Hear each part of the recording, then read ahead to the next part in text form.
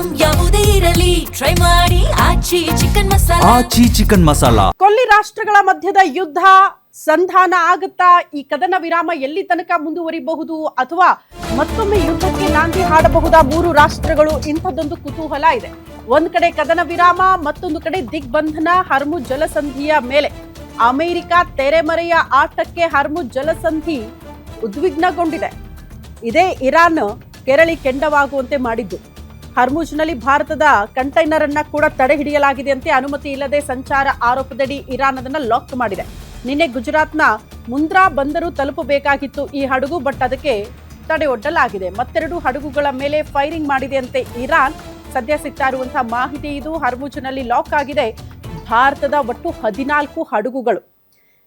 ಭಾರತಕ್ಕೆ ಅತಿ ದೊಡ್ಡ ಸಮಸ್ಯೆ ಅಂದ್ರೆ ಇದೆ, ಸರಾಗವಾಗಿ ಹಡಗು ಈ ಹರ್ಮುಜ್ ಜಲಸಂಧಿಯ ಮೂಲಕ ಬಂದ್ಬಿಟ್ರೆ ತೈಲ, ಈ LPGಗೆ ಯಾವುದೇ ರೀತಿಯ ಸಮಸ್ಯೆ ಇರಲ್ಲ ಅಂತ ಹೇಳ್ತಾ ಇದ್ವಿ. ಬಟ್ ಆ ರೀತಿ ಸುಲಭದ ಹಾದಿ ಸದ್ಯಕ್ಕಂತೂ ಕಾಣಿಸ್ತಾ ಇಲ್ಲ. ಹಾಗಾಗಿ 14 ಹಡಗುಗಳು ಈಗಲೂ ಕೂಡ ಅಟ್ ಪ್ರೆಸೆಂಟ್ ಅಲ್ಲಿ ಸಿಲುಕಾಕಿಕೊಂಡಿದೆ ಅನ್ನೋದ್ರ ಬಗ್ಗೆ ಮಾಹಿತಿ ಇದೆ. ಒಂದ್ ಕಡೆ ಅಮೆರಿಕ ಕೂಡ ಹರ್ಮುಜ್ ಜಲಸಂಧಿಯ ಮೇಲೆ ಹಿಡಿತ ಸಾಧಿಸುವಂತಹ ಪ್ರಯತ್ನ, ಮತ್ತೊಂದು ಕಡೆ ಇರುವ ದಿಗ್ಬಂಧನವನ್ನ ತೆರವು ಮಾಡೋ ತನಕ ಯಾವುದೇ ಕಾರಣಕ್ಕೂ ಸಂಧಾನಕ್ಕೆ ಬರುವ ಮಾತೇ ಇಲ್ಲ ಅಂತ ಇರಾನ್ ಕೂಡ ಹೇಳ್ತಾ ಇದೆ. ಹಾಗಾಗಿ ಇದರ ಮಧ್ಯದಲ್ಲಿ ಭಾರತದ ಹಡಗುಗಳು ಸಿಲುಕಾಕಿಕೊಂಡಿದೆ. ಒಂದ್ ಕಡೆ ಕದನ ವಿರಾಮ, ಮತ್ತೊಂದು ಕಡೆ ಹರ್ಮುಜ್ಗೆ ದಿಗ್ಬಂಧನ. ಅಮೆರಿಕ ಕದನ ವಿರಾಮದ ಮೇಲೆ ಇರಾನ್ ಅನುಮಾನ ವ್ಯಕ್ತಪಡಿಸ್ತಾ ಇದೆಯಂತೆ. ಅಮೆರಿಕ ಮತ್ತೆ ದಾಳಿ ಮಾಡಿದ್ರೆ ಇಂಟರ್ನೆಟ್ ಕೇಬಲ್ ಕಟ್ ಮಾಡುವಂತಹ ಎಚ್ಚರಿಕೆಯನ್ನು ನೀಡಲಾಗಿದೆ.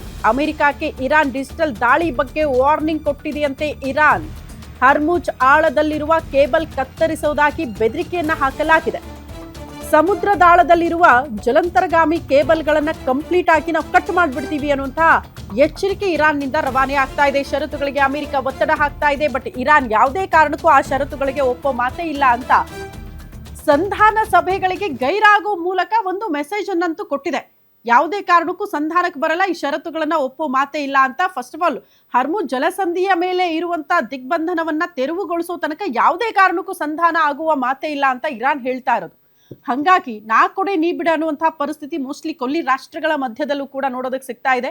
ಹಾಗಾಗಿ ಅಮೆರಿಕ ಅಧ್ಯಕ್ಷರು ಹೇಳ್ದಂಗೆ ಕದನ ವಿರಾಮ ಮುಂದುವರಿಯುತ್ತಾ, ಇರುವ ಷರತ್ತುಗಳನ್ನ ಮುಂದೆ ಇಟ್ಕೊಂಡೆ ಇರಾನ್ ಅನ್ನ ಕಟ್ಟಿ ಹಾಕುವ ಪ್ರಯತ್ನ ಆಗುತ್ತಾ, ಅದಕ್ಕೆ ಇರಾನ್ ಒಪ್ಕೊಳ್ಳುತ್ತಾ, ಇದು ಪ್ರಶ್ನೆ.